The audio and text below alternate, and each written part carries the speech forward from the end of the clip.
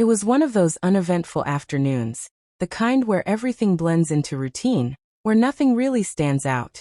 The sun had just begun its slow descent, casting a soft golden glow across the streets of downtown Chicago. I had a couple of free hours before my next meeting, so I decided to stop by Brewed Awakenings, the coffee shop I'd been frequenting for years. The hiss of the espresso machine, the low murmur of conversation, the faint hum of indie music in the background. It was all familiar, comforting. I needed that escape. Work had drained me, and I figured a quiet moment with a latte might help clear my mind. As I pushed open the door, the bell above it chimed softly. The place was crowded as usual, but near the window was the small corner I always preferred. I glanced in that direction to see if it was available, and that's when I saw her. Emily. My wife. She was sitting there, bathed in the afternoon light, as stunning as ever. Her chestnut hair draped over her shoulders, her green eyes catching the sun like polished glass. And her laugh. It was that unguarded, joyful laugh that once made my chest tighten with love. Hearing it again tugged a smile from me. But at the same time, something felt wrong.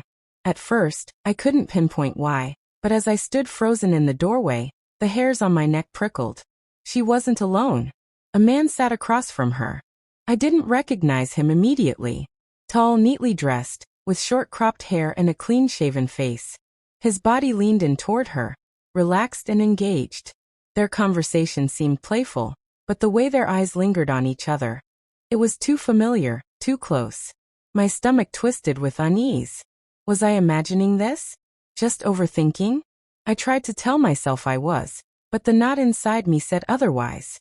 I stepped further in, careful not to draw attention, keeping my distance. Emily hadn't seen me yet.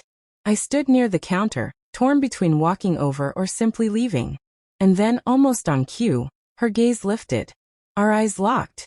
Time seemed to stop. Her smile faltered instantly, her face paling as panic flickered across it. She looked away quickly, as if pretending she hadn't noticed me. But I'd already seen too much. My chest tightened, my pulse hammering in my ears. Was this real? A mistake? Some awful misunderstanding? The man noticed me then, turning casually with a polite smile as he stretched out his hand. Hey, I'm Mark, a colleague of Emily's, he said smoothly, a little too smoothly. The grin on his face didn't quite reach his eyes. Something about him felt wrong. Mark. A name that would etch itself into my memory forever. I forced a breath and shook his hand. Ion, I replied, trying to sound steady though my voice wavered, my palms damp. Nice to meet you. Emily's complexion had drained, guilt written all over her. She rose awkwardly, lips parting to speak, but no words came. The silence pressed heavily on us until she finally stammered. Ion, I didn't expect to see you here. Her voice cracked, her eyes darting nervously between me and him. Those words cut deeper than anything. I didn't expect to see you here. As if she hadn't even tried to hide it.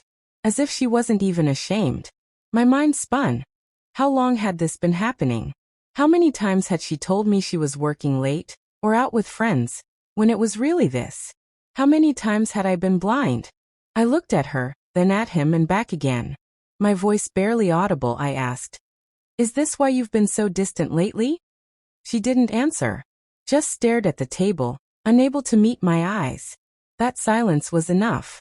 I turned sharply and walked out. The cold air outside struck my face like a slap.